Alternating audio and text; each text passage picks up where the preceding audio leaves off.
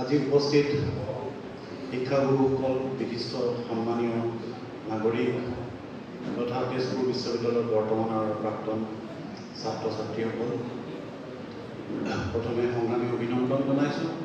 আপোনালোকে দীৰ্ঘদিন ধৰি যোৱা 21 ছেপ্টেম্বৰৰ পৰা আৰম্ভ হোৱা এটা বিবাদ, যি বিবাদটোৱে বহু কথাই উদঙাই দিলে, বহু দুৰ্নীতি উদঙাই দিলে, আৰু এই বিবাদটোৰ পৰা আৰম্ভ কৰি যি ফিৰিঙতিৰ সৃষ্টি হ'ল, এই ফিৰিঙতিয়ে আচলতে শিক্ষা ব্যৱস্থাটো, উচ্চ শিক্ষা ব্যৱস্থাটো কি পৰ্যায়লৈ লৈ যোৱা হৈছে সেইটো আমি সকলোৱে উপলব্ধি কৰিছোঁ আৰু দেখিছোঁ। আপোনালোকে জানে যে যোৱা প্ৰায় ১.৫ দশক ধৰি উচ্চ শিক্ষা, বিশেষকৈ উচ্চ শিক্ষাত যি ৰাজনৈতিক হস্তক্ষেপ, নিযুক্তি উপাচাৰ্য নিযুক্তিৰ ক্ষেত্ৰতেই হওক আৰু বিশ্ববিদ্যালয়বোৰক যি পৰ্যায়ক্ৰমে ৰাজনৈতিকৰণ কৰা আমি দেখিছোঁ, আৰু সাম্প্ৰতিক সময়ৰ যি ৰাজনৈতিক মুধাফুটা নেতৃত্ব, এই নেতৃত্ব কিন্তু যদি শংকাৰ কাৰণ একমাত্ৰ উচ্চ শিক্ষাৰ অনুষ্ঠান। আপোনালোকে দেখিছে যে এই চৰকাৰখনৰ বিৰুদ্ধে বা সাম্প্ৰতিক সময়ৰ ৰাজনৈতিক স্বৈৰাচাৰিতাৰ বিৰুদ্ধে কিন্তু বিশ্ববিদ্যালয়বোৰৰ পৰাই এটা প্ৰতিবাদ আৰম্ভ হৈছে।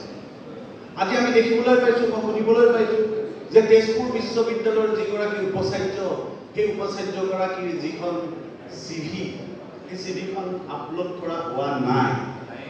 আমি দেখিছোঁ যে ভাৰতবৰ্ষৰ যিগৰাকী ৰাজনৈতিক মুৰব্বী, তেওঁৰ শিক্ষা কি, তেওঁৰ শিক্ষাগত অৰ্হতা কি আমি নাজানো, আৰু স্বাভাৱিকতে তেওঁৰ নেতৃত্বতে চলা এই যি উচ্চ শিক্ষা, এই উচ্চ শিক্ষাৰ উপাচাৰ্যৰ দৰে পদবীত থকা এগৰাকী ব্যক্তিয়ে নিজৰ যিখন CV, যিটো আচলতে মেণ্ডেটৰী, সেইখনেই তেওঁ আজিলৈকে ৰাজহুৱা কৰা, অতি দুৰ্ভাগ্যৰ কথা।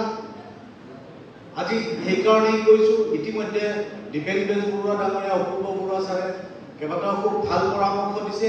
আমি দেখিছোঁ যে মণিপুৰত হওক, মণিপুৰৰ মুখ্যমন্ত্ৰীয়ে যি হস্তক্ষেপ বা মেঘালয়ৰ মুখ্যমন্ত্ৰীৰ যি হস্তক্ষেপ, তাতে বিশ্ববিদ্যালয় কেন্দ্ৰিক যিবোৰ সংঘাত হৈছিল, কিন্তু অসমৰ মুখ্যমন্ত্ৰী, যিগৰাকী অসম চুক্তি ৰূপায়ণৰ দীৰ্ঘদিন মন্ত্ৰী আছিল, তেওঁ কিয় নিমাত?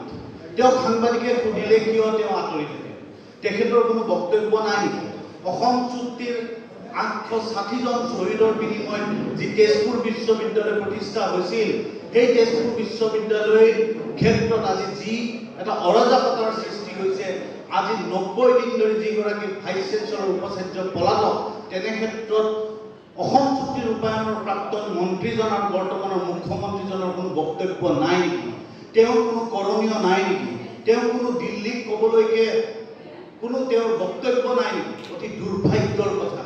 সেইকাৰণে মই কৈছোঁ যে যেনেকৈ নেলীৰ পৰৱৰ্তী সময়ত গোষ্ঠী সংঘৰ্ষ হৈছিল, সেই সময়ত তিৱাৰী কমিশ্যনৰ লগতে আনঅফিচিয়েল নন জুডিচিয়েল এখন কমিশ্যন, মেহতা কমিশ্যন যেনেকৈ গঠন কৰা হৈছিল, ঠিক তেনেকৈ ছাত্ৰ সমাজ, বিদ্বৎ সমাজ, বুদ্ধিজীৱী, এই অসমৰ ৰাইজ সকলোৱে লগ লাগি এটা জনগণৰ কাঠগড়াত এটা এনকুৱাৰী হ'ব লাগে, যি এনকুৱাৰীৰ জৰিয়তে আজি তেজপুৰৰ ছাত্ৰ সমাজে ন্যায় পায়। কাৰণ মাত্ৰ 2 বছৰৰ কাৰণে বিশ্ববিদ্যালয়ত পঢ়িবলৈ গৈ তেওঁলোকে যদি মূল্যৱান তেওঁলোকৰ 3 মাহ বা 6 মাহ শেষ কৰি দিব লগা হয়, শেষ হৈ যায়, তেতিয়াহ'লে কিন্তু তাৰ ভোগ গোটেই জীৱনটো কৰিব লাগিব তেওঁ।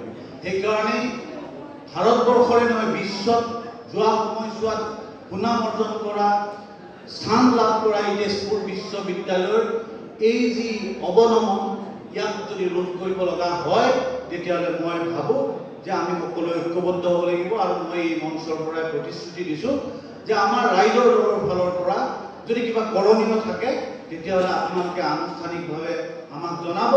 আমি সৰ্বতোপ্ৰকাৰে যি কৰিব লাগে আমি সকলো সহায় কৰিবলৈ প্ৰস্তুত। ধন্যবাদ।